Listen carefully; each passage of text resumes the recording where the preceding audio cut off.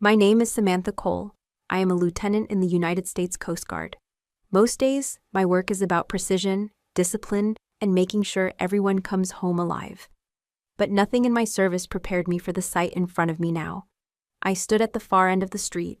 The winter air bit into my cheeks, the cold climbing under my collar.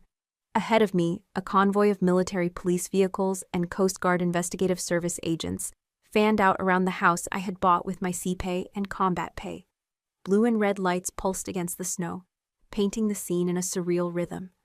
5 days ago, I had been stepping off the deck of a cutter at the end of a long deployment, when my phone buzzed with a message from my father, just 6 words.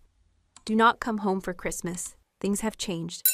I remember staring at the screen, my sea bag still slung over my shoulder, thinking it was some bad joke. I opened my banking app.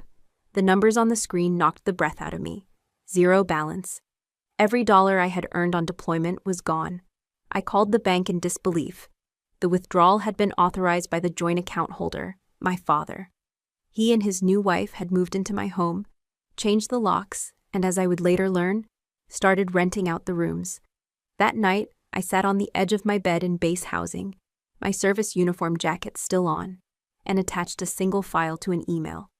It contained my house deed, bank records, and a photograph of the American flag that had once flown proudly from my porch. I sent it to the Coast Guard Investigative Service with one line: suspected theft of deployed service members' pay and property, perpetrator, immediate family. Now, the lead agent was at my father's front door. His voice cut through the cold. "No one moves. Lock the doors." My father's face, just visible through the window, went pale. His wife's eyes darted from the agents to the driveway, as if calculating an escape that no longer existed. I took in the scene without moving, without waving, without giving them the satisfaction of seeing me react. People think revenge looks like shouting and slamming doors. Sometimes it looks like standing perfectly still while justice walks up the steps. They thought I would come here to knock and beg for my place back. But the law has its own way of knocking. And when it does not wait for an invitation. The military police blocked every driveway exit. Their boots crunched over the icy pavement. Neighbors spilled out onto their porches in coats and scarves, eyes fixed on the flashing lights. You could see them whispering, some curious, others already guessing what was happening inside. I felt no rush of triumph, only a steady calm that surprised me. I had rehearsed anger in my head for days, but standing there, watching it unfold, all I felt was a clarity that was almost cold in itself. The lead CGIS agent signaled, and 2 uniformed MPs moved to the back of the property. The front door shut with a heavy thud. They were securing the interior. A week earlier, I had been on the aft deck of our cutter, radio in hand, trying to catch a signal strong enough to check messages. My father's text had come through in broken pixels at first, then fully formed. "Do not come home for Christmas. Things have changed." Back then, I had still believed the house was mine to come back to. I pictured the porch exactly as I left it, the swing, the wreath, and the American flag flying from the pole by the steps. That flag had been a promise to myself. When I came back, it would be the first thing I saw. When I returned in person, the swing was still there, but the wreath was gone. The flagpole was empty, stripped bare as if my place there had been erased along with it. My father's new wife had stood in the doorway, her body angled just enough to block my view inside. Standing on this street now, I kept my gaze fixed on that same porch. The absence of that flag had told me everything I needed to know before I even checked my account. I did not yet know every reason the CGIS team was here. That was part of the plan. Let the neighbors speculate. Let my father sweat through every second of those locked doors. A knock from me could have been ignored. A knock from the United States military could not.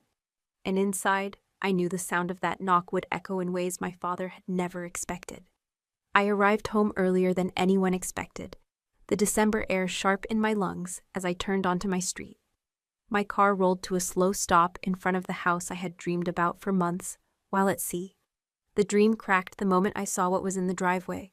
My father's SUV was parked at an angle I had never allowed when I lived here. Next to it sat a pickup truck I didn't recognize, its bed stacked with moving boxes. Something in me already knew. Still, I stepped out, the gravel crunching under my boots, The cold seemed to grow heavier with each step toward the porch. The wreath I had planned to replace with my own was gone. The flagpole by the steps stood bare, a silent warning that this was no longer the home I had left. The front door swung open before I could knock. My father's new wife stood there, framed in the doorway like a guard at a post. Her posture was deliberate. She positioned herself so I couldn't see inside. Her eyes swept over me from the duty jacket still on my shoulders to the duffel bag at my side, and stopped short of anything resembling welcome. Behind her, my father stepped forward. He was wearing his weekend sweatshirt, the same one he'd worn to grill on summer afternoons. But the warmth I remembered from those days was gone.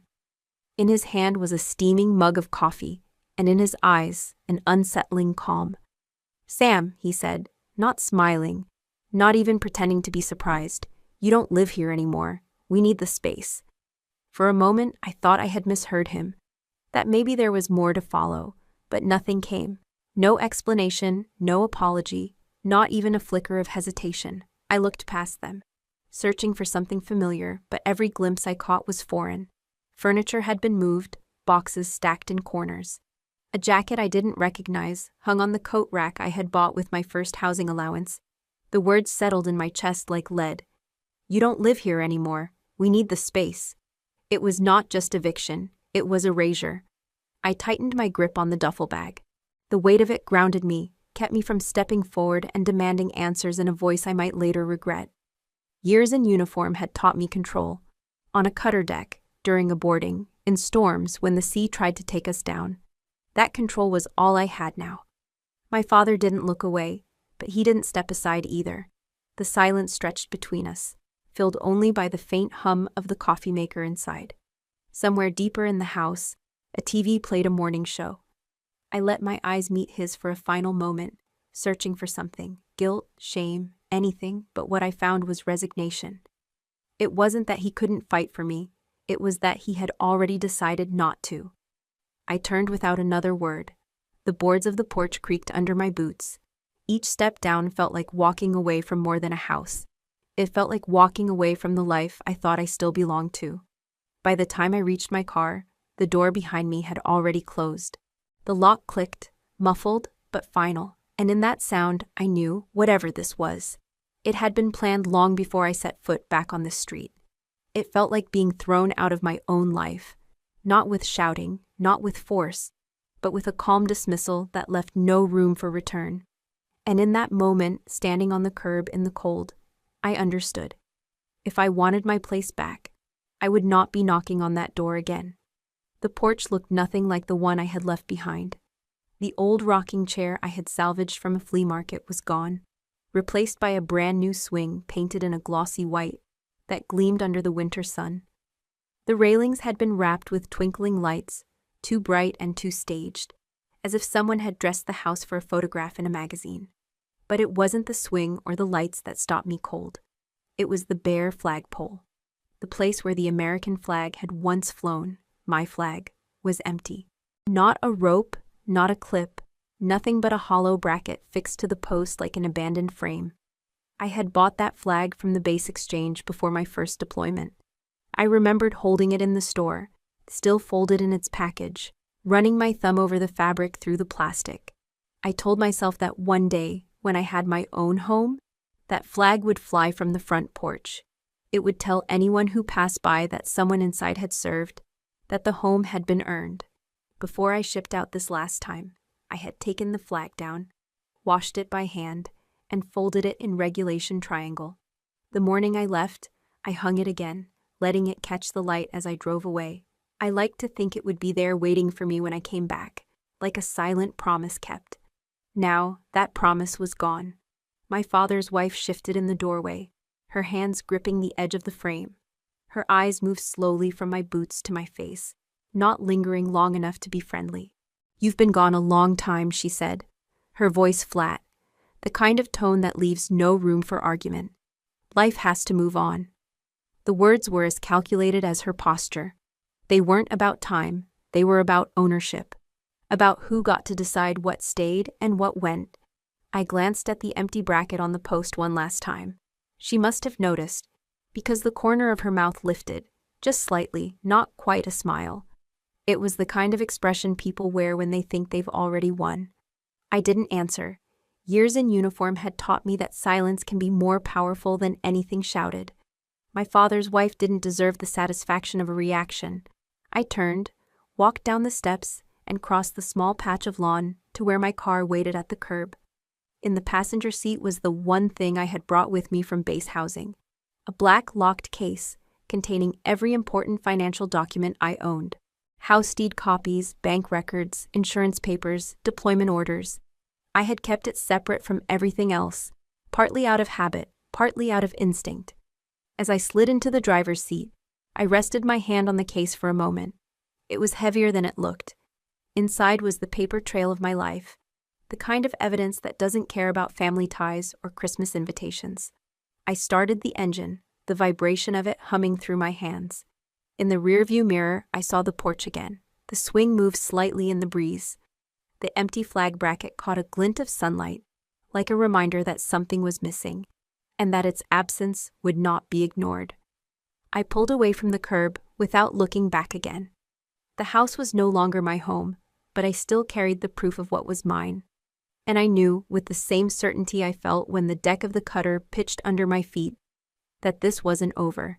The next morning, I drove across town to a narrow street, lined with brick buildings that had stood since before I was born.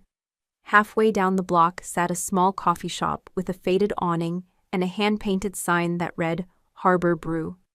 I had been there dozens of times before deployments, always with the same friend. Jake Harrington was behind the counter when I walked in. He had been a Marine once, now retired, his left knee still stiff from a roadside blast in Afghanistan. The limp didn't slow him down much. He moved like a man who had learned to adapt to every kind of terrain. He looked up, and his face broke into a grin. "Sam Cole, back from the high seas." I managed a smile, but it didn't hold. He must have seen it in my eyes because his expression shifted immediately. "What happened?" I slid onto a stool at the counter, the smell of fresh coffee and warm cinnamon settling around me. "My dad," I said, my voice low. "While I was deployed, he cleaned out my account. Sea pay, combat pay, all of it. And he moved into my house, changed the locks." Jake stopped mid-reach for the coffee pot. "You're telling me he took your deployment pay while you were still active duty?" I nodded. He leaned forward, his voice sharpening. "Sam, that's a federal offense. Theft of a service member's pay while they're serving, especially combat or sea pay. That's not just wrong, it's criminal. And the law takes it seriously." Hearing him say it out loud put a weight to the situation I hadn't allowed myself to name. Until now, it had been personal, family betrayal, hurt pride. But Jake's tone reminded me that this was bigger than that. I wrapped my hands around the warm mug he set in front of me. "So what do I do? Walk into the police station and file a report against my own father?" Jake shook his head. "Local police aren't who you need. You remember when you worked with that CGIS investigator? What was his name? O'Rourke? You said he handled that smuggling case out of Key West." I did remember. 2 years ago, I had been part of a boarding team that intercepted a fishing vessel off the Florida coast. Hidden under the ice and shrimp were crates of unregistered firearms. CGIS had taken over the case, and Special Agent Patrick O'Rourke had been the lead. He was sharp, methodical, and had a way of asking questions that made you want to tell him everything, even things you didn't think were relevant. I remembered standing on the pier with him after the bust, salt spray on my uniform, and him saying, "If you ever need something looked into, you've got my number." Back then, I thought he was just being polite. Now, I realized he had meant it. Jake poured himself a coffee and leaned his elbows on the counter. "CGIS has jurisdiction over crimes involving Coast Guard personnel. This isn't a civil dispute. It's financial exploitation of an active duty member. If anyone's going to take this seriously, it's them."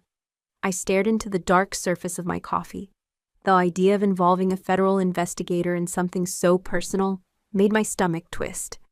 But the memory of that bare flagpole, of my father's voice telling me I didn't live there anymore, hardened the hesitation. "You think they'd actually move on it?" I asked. Jake gave me a look that carried the weight of his own service years. "If you hand them proof, they won't just move on it. They'll walk right up to that door and make sure everyone inside knows exactly what line they crossed." I took a slow breath, feeling the first stirrings of resolve. The locked case in my car wasn't just a precaution anymore, it was a weapon. And now I knew exactly who to hand it to. Somewhere between the smell of coffee and the sound of Jake's voice, a plan began to take shape. That night, I sat at the small desk in my rented room, the glow from my laptop casting sharp shadows across the walls. Outside, the wind pushed against the windows, rattling them in their frames. I pulled the black locked case from under the bed and set it on the desk, the metal clasp clicking open like a gun being cocked. One by one, I laid out the documents. The house deed with my signature at the bottom, the bank statements showing every deposit from my CPay and combat pay, the withdrawal records that drained it all while I was on deployment, screenshots of my father's text message telling me not to come home for Christmas, and finally, the photograph I had taken that afternoon. My porch without the flag, the empty bracket catching the pale winter light. The photo hit me harder than I expected. It wasn't just a missing flag. It was the absence of the promise I had made to myself. That porch was supposed to be my welcome home, the proof that everything I had worked for was waiting when I returned. Seeing it stripped bare had been like finding my name erased from my own life. I organized the files in precise order, timeline first, supporting documents next, photographs last. Years in uniform had trained me to think like an investigator, make it easy for them to see the whole picture at a glance. When everything was in place, I opened a new email and typed in the address from my memory. Patrick O'Rourke, CGIS. I had held onto his contact for 2 years, never thinking I'd actually use it. Now, it felt like the only line I could throw myself.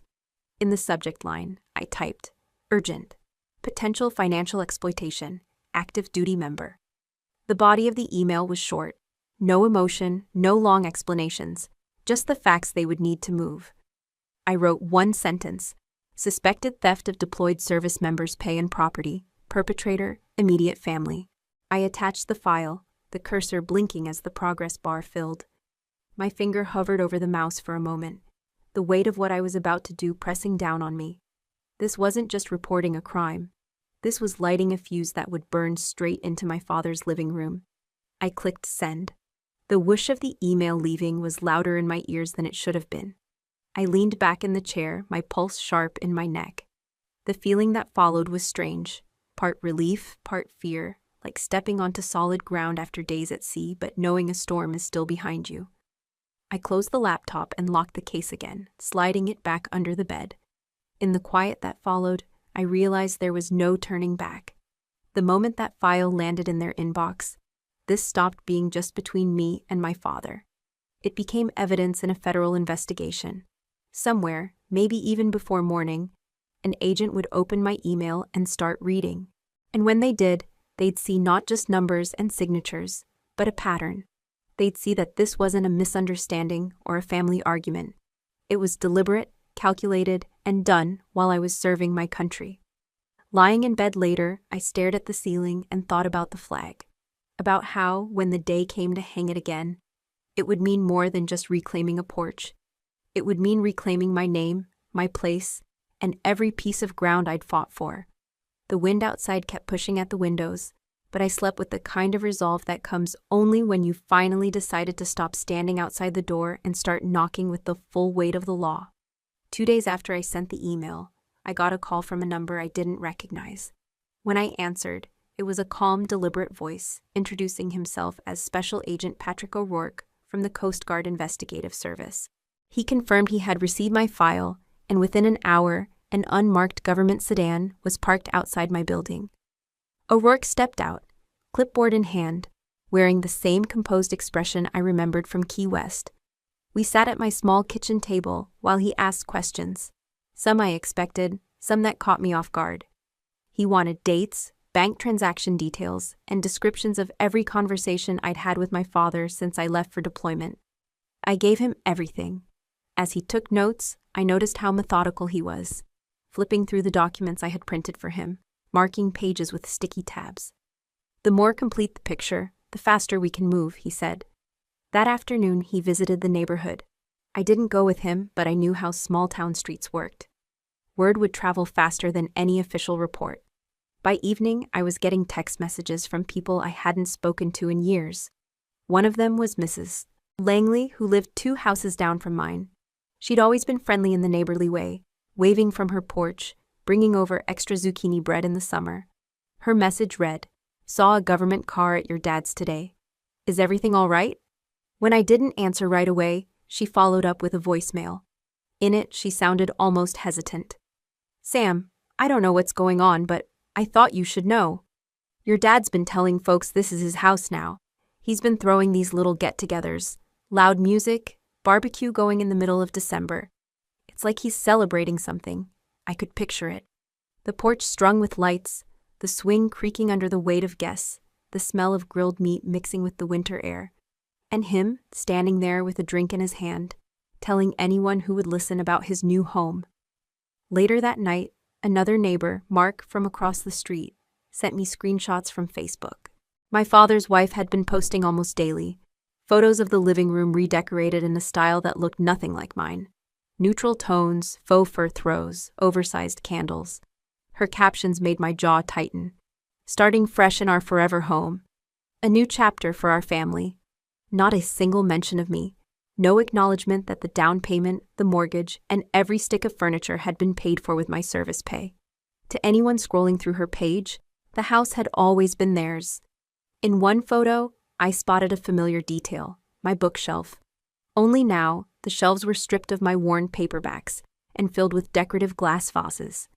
My books were probably in a box somewhere, shoved into a closet or sold off.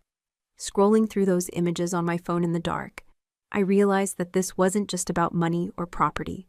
It was about rewriting a narrative. They weren't just living in my house, they were erasing me from it. Every party, every staged photograph was a brick in the wall they were building to keep my name out of the story. O'Rourke called the next morning to confirm he'd spoken to multiple neighbors, each one giving similar accounts of the parties and the boasting. "They're not exactly keeping a low profile," he said. I could hear the faint sound of papers shuffling on his end, the deliberate tone of someone already connecting dots. I didn't need to ask what that meant. It meant the picture was becoming clear, and it wasn't just me who could see it now. The difference was this time, the picture would end up in a federal case file with my name at the top, and theirs right below it. Every time I drove past my street, I felt the same pull, a sharp physical urge to turn the wheel, park right in front of the house, and march up those steps.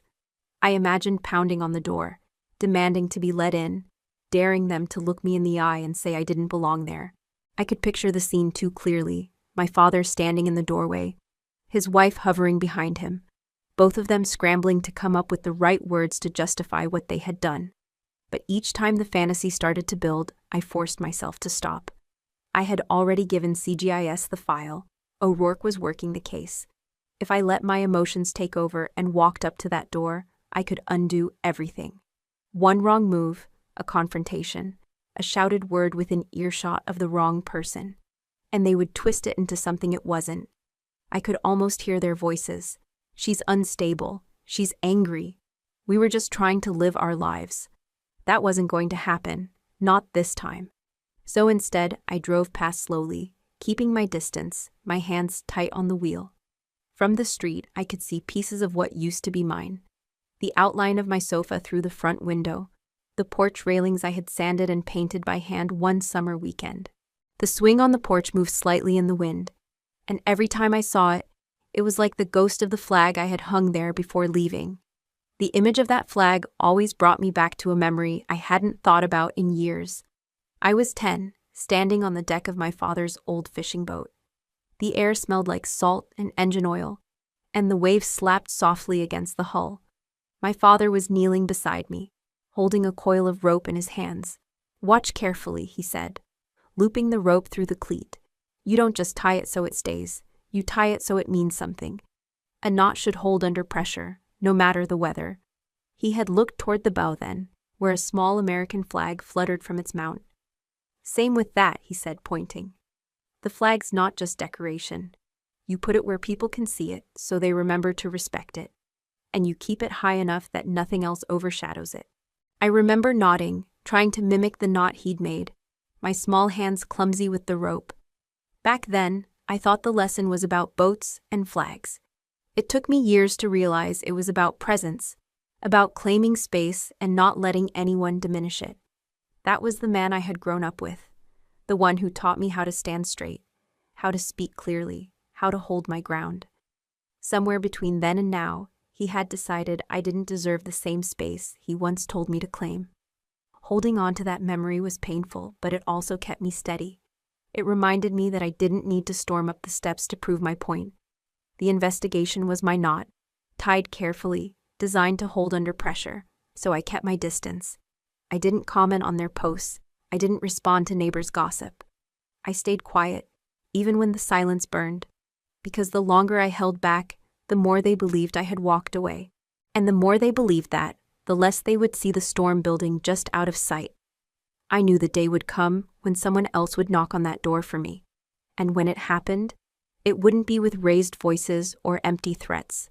It would be with the full weight of the law, exactly the way it needed to be. The call came after dawn. I was lacing my boots when the phone vibrated on the counter. Special Agent O'Rourke did not waste words. He confirmed 2 subpoenas, one to the bank and one to a property manager tied to my father's new friends. His voice stayed steady while he read his notes. The facts landed like cold water. Your pay was not only swept to cover household bills, he said. Large transfers were routed through a shell company, Sunrise Haulage LLC. The entity did not exist 6 months ago. It was formed 2 weeks after you deployed. I felt the lace bite my fingertips. What do they haul? I asked. Because my father does not own a truck. Containers, he answered. Short hops from the port to off-site storage. We are seeing cashier's checks drawn from your deposits. They match invoices labeled equipment fees and service surcharges. I tried to imagine my father inside a warehouse, counting other people's boxes as if they were his. O'Rourke kept going. There is more. Bills of lading list garden supplies. The weights do not match. An inspector flagged one container last month. It was released after a call from a private number linked to the same group. He paused, letting the air cool. Sam, this is beyond a family dispute. The room felt smaller. My breath came steady, clipped by training. I watched a shaft of winter light crawl across the laminate as he spoke. He asked if my father had ever talked about port work. He had not. He asked if any friends of his had trucking permits. I gave him 2 names from old barbecues, men who bragged about beating scales and knowing which gates looked the other way. What are you thinking? I asked, though I already knew. Illicit cargo, he said. Maybe counterfeit electronics, maybe parts that should never leave a bonded yard. Your funds were seed money. That triggers federal interest. I sat down. The chair legs scraped the floor. The sound felt louder than it should. Betrayal had been a house with my name missing from the mailbox. This was different.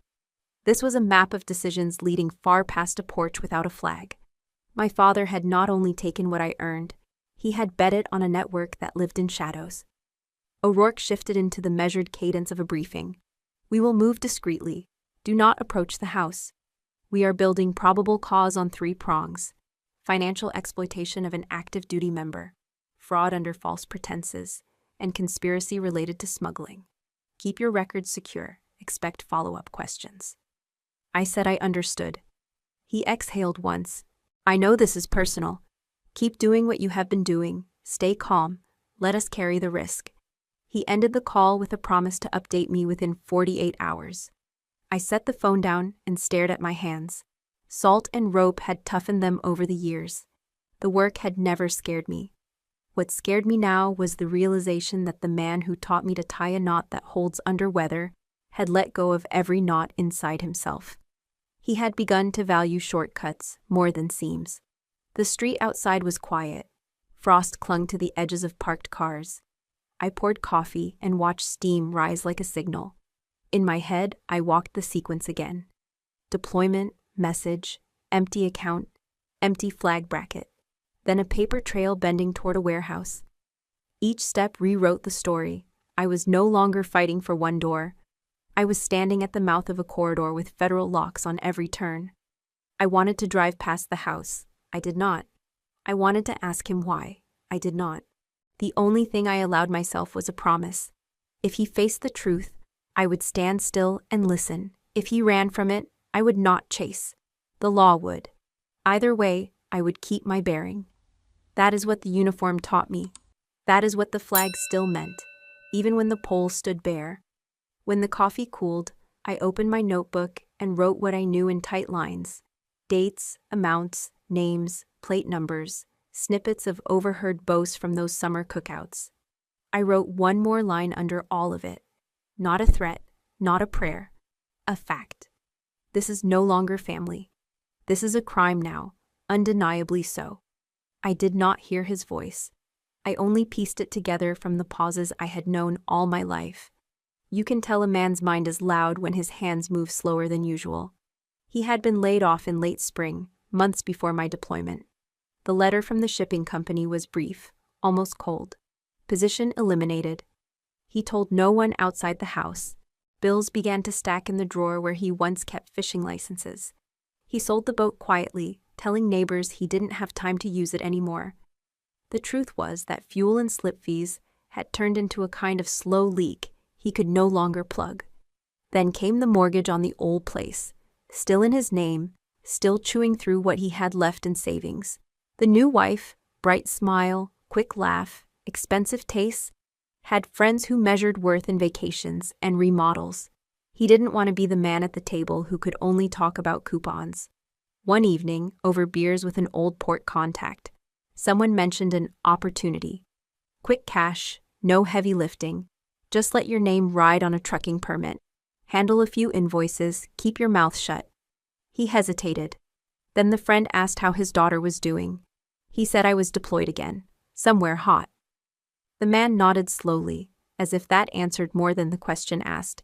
That night, in the quiet of the kitchen, he looked at the unopened bank statement with my name on it. He had the password. I had never changed it from the one he set for me when I was 18. The first withdrawal was small, enough to test the water. When nothing happened, he took more. He told himself I would not need it right away. That combat pay was a cushion, not a lifeline. He told himself I was strong. That strength meant I could absorb a blow without staggering. He told himself families share burdens, even when one does not ask. But somewhere deeper, the place no one else could see, he knew this was not sharing. It was taking. It was rearranging the pieces on the board so that he could keep sitting where he wanted while someone else stood. He thought of calling me. He didn't. He thought of writing a note, just in case I came home early. He didn't. Words would make it real. When the first investment paid a little, he felt relief that was almost joy. The second time, the margin was thinner. The third, he was covering a shortfall with what was left of my account. By then, the port jobs had become bolder. Heavier loads, fewer questions. There were moments, late at night, when he imagined my face if I walked through the door and saw the new furniture, the SUV, the way my flag was gone. He would tell himself I'd understand. That my world was different now, that I'd seen worse than a man trying to keep his life from caving in. But he also knew there was a line he had crossed. The one he had warned me about when I was a kid and tempted to lie about breaking a window. Once you choose wrong, Sam, you don't get to decide the cost. The thought came and went like a tide, sometimes gentle, sometimes pulling hard enough to make him grip the counter. He would shake it off, pour another coffee, tell himself the plan was temporary. One good season, one good run, and he'd set it right. Only, in the quiet corners of his mind, he had already admitted the truth.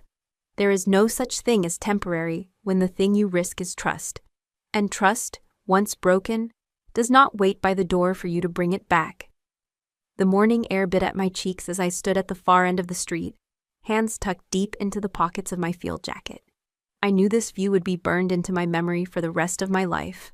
The black SUVs rolled in first, their windows dark, engines idling low and steady. Then came the white military police vans, their doors sliding open with a precision that spoke of long practice. CGIS agents stepped out, heavy vests tight across their chests, radios clipped high on their shoulders. Positions, I heard someone say into a mic. In less than 30 seconds, the entire block was a controlled perimeter. Yellow tactical gloves signaled. Footsteps fell into rhythm on the pavement. The lead agent, a tall woman with her hair pulled back into a no-nonsense knot, strode to the porch. Her voice cut through the cold like a blade. No one moves. Lock the doors. It wasn't a request. It was the sound of authority hitting its mark. From where I stood, I could see my father freeze mid-step. The coffee mug in his hand tilted just enough for a thin brown line to drip down the side.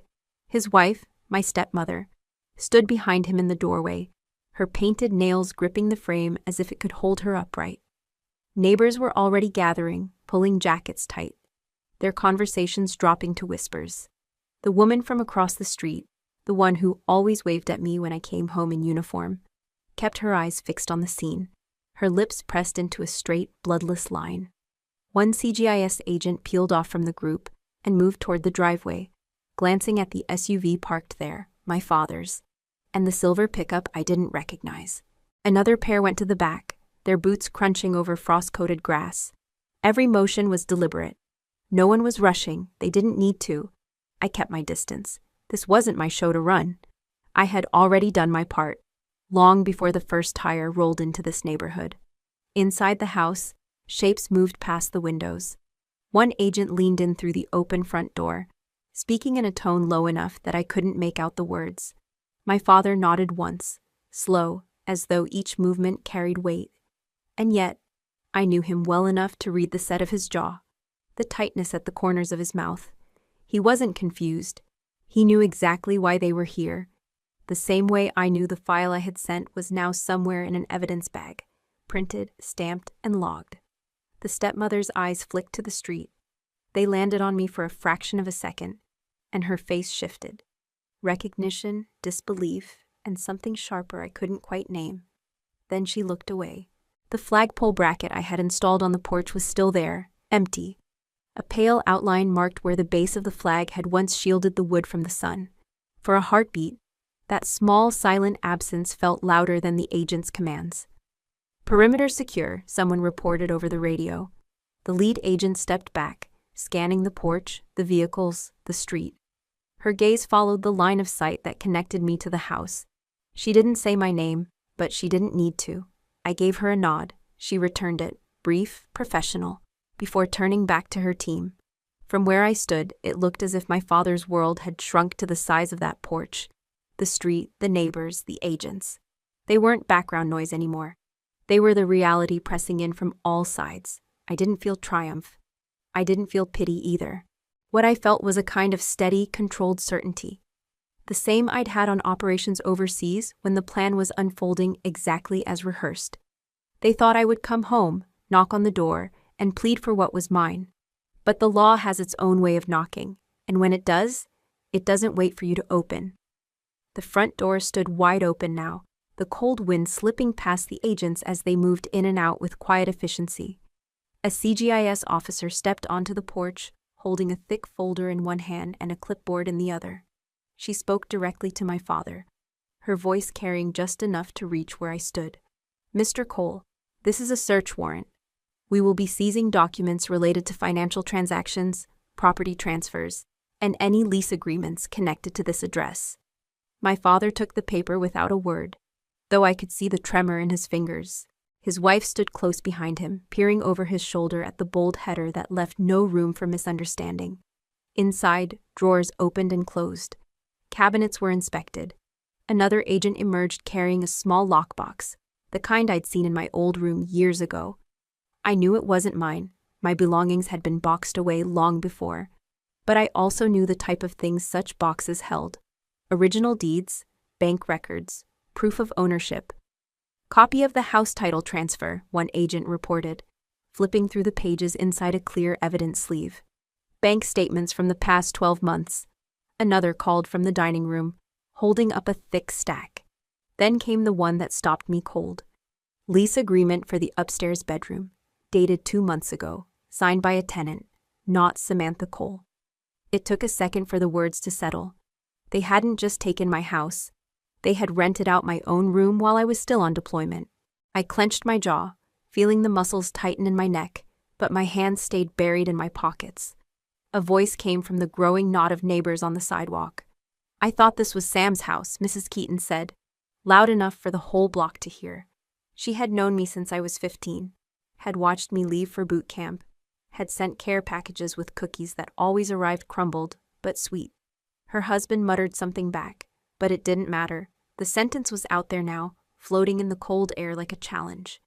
I caught the sideways glances, the way people's brows knit together as they tried to reconcile what they were seeing with the stories they'd been told. My father's head turned toward the crowd, his mouth opening as if to respond, but no words came. His wife stepped in quickly, smiling in that brittle way people do when they want to pretend nothing is wrong.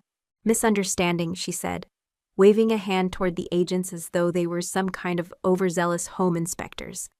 But the agents kept working, their gloved hands sorting through paperwork, with the patience of people who knew they had all the time they needed. The lead agent reappeared on the porch, jotting something down on her clipboard before tucking the search warrant into a plastic sleeve. She made eye contact with me briefly, a silent confirmation that the paper trail was exactly what they had expected to find. From the porch, I could hear the sound of tape being peeled and smoothed over cardboard evidence boxes. Each sealed container that came out felt like a brick being pried from the wall of the life they had tried to build without me, and at my expense. Mrs. Keaton's words kept echoing in my head. I thought this was Sam's house. It was more than a question. It was a crack in the image my father had worked so hard to present to this neighborhood. And cracks have a way of spreading. I didn't step forward. I didn't explain. This wasn't the time for my voice. It was the time for the facts to speak. And the facts were now in the custody of the United States government. 2 months later, I got the message through Jake. "Your dad wants to meet," he said, his voice neutral, as if testing the air. We agreed on a diner off the interstate, neutral ground. I arrived early, slid into a booth with my back to the wall, and ordered black coffee. Outside, winter had dulled into that pale, lingering cold that seeps into your bones. I wrapped my hands around the cup for warmth, even though the heat barely touched me. When my father walked in, it took me a second to recognize him. The tailored jackets, the pressed collars, gone. His coat was frayed at the cuffs, his shoulders rounded as if under invisible weight. He spotted me and hesitated just long enough for me to notice before walking over. "Sam," he said, voice quieter than I remembered. I nodded toward the seat across from me. He sat down without taking off his coat, eyes flicking to the coffee pot but not asking for any. His hands rested on the table, fingers laced tightly, knuckles white. "I lost the job," he began. "The contracting company let me go a month before Christmas. The debts. They were already piling up. The house was supposed to be a way out." His words tumbled in fragments, as if rehearsed in his head but coming apart in the air between us. I thought. He stopped, looking at me for the first time, eyes tired. "I thought maybe you'd understand. You've always been strong, Sam. You've survived worse than most people ever will. I figured you'd get through this too."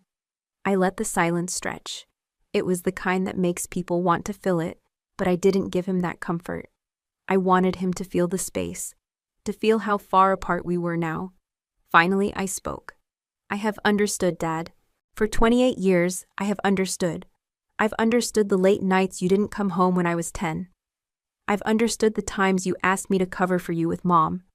I've understood every broken promise, every time you told me to be patient because things will get better." His shoulders sank a little more with each word. "But understanding," I continued, "doesn't mean I allow it. It doesn't mean I give you permission to take what isn't yours, to use my work, my service, as a cushion for your mistakes." He exhaled, slow and heavy, and his gaze dropped to the table. "I wasn't trying to hurt you," he murmured. "I know," I said, "and I meant it. But you did?" The waitress stopped by, refilling my cup. He shook his head when she asked about him. "I'm not asking for anything," he said after she left. "I just needed you to know I'm sorry." It was almost convincing. Almost. But there was something behind his eyes. Regret, yes, but also the quiet calculation of a man still looking for an angle. I leaned forward just enough for him to notice. "Dad, I don't hate you, but I also don't trust you. And trust, once gone, doesn't come back with words." He nodded, and for a moment I saw the man who had once taught me how to tie the halyard on a flagpole. The one who told me a flag should be where people could see it and respect it. That man was still in there somewhere, buried under the choices he'd made. When we stood to leave, he looked older than when he'd walked in. He reached out as if to put a hand on my shoulder, but thought better of it. "Take care of yourself, Sam," he said. "I always do," I replied. And I walked out into the cold, the sound of the diner door closing behind me feeling more like a period than an ellipsis, the end of a sentence I'd been reading my whole life. We stood in the parking lot beside his rusting sedan, exhaust curling into the cold air. He shifted from foot to foot, glancing at the ground as if the cracks in the asphalt might give him the right words. "I know I messed up," he said finally, voice catching. "I crossed a line I never should have crossed." For a heartbeat, I almost believed this was the moment, the clean break where remorse turns into accountability. But then he kept going. "You have to understand. I was drowning, Sam. The bills, the creditors, the mortgage. Every day felt like I was one letter away from losing everything. And then you were overseas, pulling in hazard pay, C-pay. It was just sitting there, not doing you any good in the moment. I thought." He trailed off, searching my face for something. Forgiveness, agreement, a hint of sympathy. "You thought you could take it," I finished for him, my tone steady. "And I wouldn't notice. Or worse, that I'd notice and still let it slide because you're my father." He flinched. "It's not like that. I meant to make it right. I just never had the chance." That was the problem. There's always a meant to with him. Always an invisible timeline that stretches just long enough for the damage to be permanent. "You talk about circumstances," I said. "Like they make the choice for you, but they don't. You do." He ran a hand down his face, looking older in the midday light. "I'm sorry, Sam. I am. But you've never had to juggle a family, a mortgage, and a job you hate just to keep the lights on." The defense landed like a stone in my chest. Not because it was true, but because it showed me he still didn't get it. He was sorry for the fallout, sorry for getting caught, sorry for the distance that now yawned between us. But he wasn't sorry for the choice itself. Not really. "That's the thing," I said quietly. "You see yourself as a man cornered. I see you as a man who had options and took the one that hurt the person who trusted you the most." His eyes softened for a second, and in them I saw two truths, fighting for space. One was regret, deep and genuine. The other was the same self-preserving instinct that had driven his decisions all along. The part of him that still needed the story to be partly out of his control. It wasn't villainy in the cinematic sense. It was smaller, messier, a mix of weakness and pride, the kind that can live in someone for years without ever burning itself out. "I can't change what happened," he said, almost pleading. "But I want you to know I didn't do it because I don't care about you." "I know," I said. "That's what makes it worse." The wind picked up, tugging at my coat. He shoved his hands into his pockets, gaze drifting toward the highway. I could feel the conversation collapsing into the same old loops, his explanations, my refusals, and I knew it was time to end it. "You've admitted you were wrong," I said. "But until you stop excusing it, we're not moving forward." "Not really." His jaw tightened. He nodded, but I could tell it wasn't sinking in the way it should. This was a man halfway to clarity, stuck between seeing the truth and protecting himself from it. I turned to go, my boots crunching on the grit-strewn pavement. Behind me, his voice carried just enough for me to hear. "I just wish things could go back to how they were." I didn't answer, because the truth was, they couldn't. And maybe, deep down, neither of us really wanted them to. Christmas came around again, 1 year later. The snow crunched under my boots as I stepped onto the porch that was mine again. Legally, rightfully, undeniably. My gloves brushed against the folded American flag I had carried for years, through deployments and storms at sea. With steady hands, I secured the bracket, lifted the pole, and let the flag unfurl into the cold winter air. The fabric snapped once, then billowed wide, the red, white, and blue catching the pale morning sun. Beside it, I hung the Christmas wreath I had made myself, pine branches, ribbon, and small brass bells that chimed when the wind moved through them. It wasn't just decoration, it was a declaration. This house wasn't just back in my possession, it was alive again. From inside came the low hum of conversation and the faint clink of mugs. Jake was by the fireplace, laughing with 2 of our old shipmates. They'd helped me move back in, repair the porch rail, and haul my boxes from storage. In the corner, a pot of coffee steamed on the table. The smell of cinnamon rolls drifted through the open doorway. I stepped back to take it all in, the flag, the wreath, the warm glow of the house behind me. Last year, I'd stood in this spot with nothing but a locked door in front of me and the sting of betrayal in my chest. Today, I stood here with my home restored, the air filled with the sound of people I trusted. Jake came out onto the porch, his breath clouding in the cold. "Looks right," he said, nodding toward the flag. "It does," I agreed. "Feels right, too." We stood for a moment in silence, the flag rippling above us. There was no need to say more. This was what victory looked like for me. Not shouting, not gloating, but reclaiming my space and planting my symbols exactly where they belonged. Inside, someone called for me, and I turned toward the door. Before stepping in, I looked back one last time at the flag, knowing it would be the first thing anyone saw when they came up this street. Exactly as it should be. That night, when the guests had gone and the house had gone quiet, I stepped back onto the porch. The snow had stopped, leaving a silver sheen over the yard. The flag was still there, lit by the porch light, moving gently in the winter breeze. I thought about something my father had once told me when I was a kid, standing on the deck of a ship. The flag has to be where everyone can see it and respect it. Back then, I thought he meant it literally. Now I understood it differently. It wasn't just about visibility. It was about being in the right place, where you're valued, protected, and allowed to stand without fear of being pushed out. For the first time in a long time, I was in that place. I hadn't just taken back a house. I had reclaimed my presence, my right to exist without apology, without someone else deciding I didn't belong. That was something no one could take from me again. I took a slow breath, the air cold in my lungs, and let my eyes linger on the flag. Before we say goodbye, I'd love to know, where are you watching from?